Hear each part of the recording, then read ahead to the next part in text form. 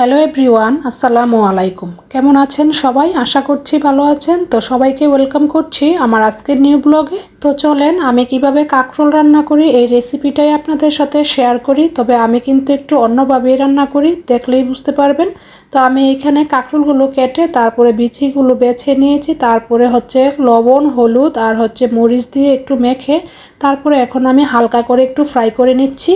আর fry করে নিলে না রান্না করলে খুবই মজা হয়। আর যাতে তাড়াতাড়ি ফ্রাই করে নিতে পারি এই জন্য আমি কিন্তু দুইটা প্যান বসিয়ে দিয়েছি। তো আমি দুইটা প্যানের মধ্যেই ফ্রাই করে নিচ্ছি।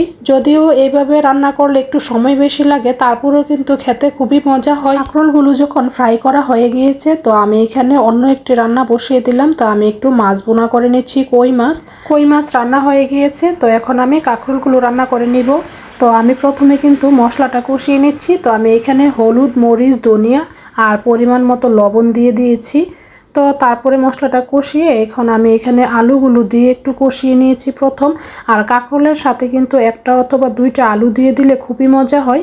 তো আলুগুলো কিছুক্ষণ কষিয়ে নিয়ে তারপরে আমি ভেজে রাখা কাঁকরোলগুলো দিয়ে আরেকটু কষিয়ে নিয়েছি। তারপরে আমি এখানে মাছগুলো দিয়ে এখন আমি এখানে পরিমাণ মতো পানি দিয়ে দিব ঝোলের জন্য। আর এদিকে তো আমি রান্না শুরুতে ডাল রান্না করে নিয়েছি, তখন আর ভিডিও করা হয়নি। তো আমি আম ডাল রান্না করেছি। আম ডাল তো আমার খুবই পছন্দ। আর এখন তো কিছুদিন বেশ গরম যাচ্ছে, তো গরমের মধ্যে কিন্তু আম ডাল খেতে ভালোই লাগে। আর এদিকে তো কাঁকরোল তরকারির মধ্যে ঝোল দেওয়ার পরে কিছুক্ষণ সিদ্ধ করে নিয়েছি, তারপরে গ্যাস চলে গিয়েছে। তো ধনিয়া পাতাটা দেওয়ার বাকি ছিল, তো আমার মনে হলো ধনিয়া পাতাটা দিলে খেতে ভালো লাগবে। তো আমি ইলেকট্রিক চুলাটা অন করে তারপরে একটু ধনিয়া পাতা দিয়ে তারপরে তরকারিটা নামিয়ে নিয়েছি।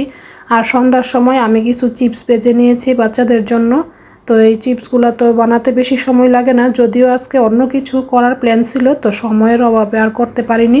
তো ভাবলাম যে বাসায় কিছু চিপস আছে, তো চিপসগুলো ভেজে দিই বাচ্চাদেরকে। যদিও এগুলো এতটাও স্বাস্থ্যকর না, তারপরও রোজ রোজ তো আর আমরা খাই না, মাঝে মধ্যে খাই। তবে অনেক দিন পর আমি এগুলো ভেজে নিয়েছি, অনেক দিন আগে কিনে নিয়েছিলাম, তো বাসায় ছিল। তো ভাবলাম যে এগুলো ঝটপট ভেজে দেই। আর এগুলো খেতে কিন্তু বেশ ভালোই লাগে, একদম ক্রিসপি, খুবই ভালো লাগে। তো খাওয়া দাওয়া শেষ করে আমি আমার মেয়ের জন্য স্কুল থেকে আসার পথে কিছু কাপড় কিনে নিয়ে এসেছিলাম।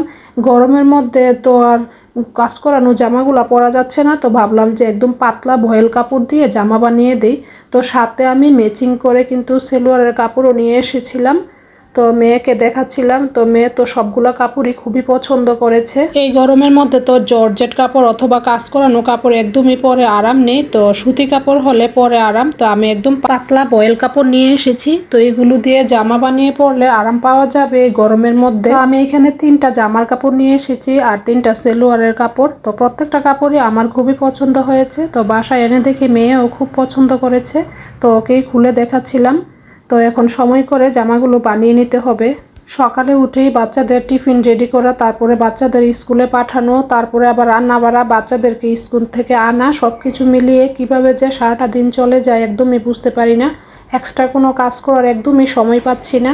তাছাড়া কিছুদিন আগে যেহেতু অসুস্থ ছিলাম, এখনও কিন্তু শরীর ভালোভাবে ঠিক হয়নি, মানে এখনও খুবই উইক লাগে, কোনো কিছু করতেও ভালো লাগে না। তারপরেও কিছু কিছু ইমার্জেন্সি কাজ থাকে যেগুলো না করলেই নয়, তো এইভাবেই করে নিচ্ছি সব কিছু।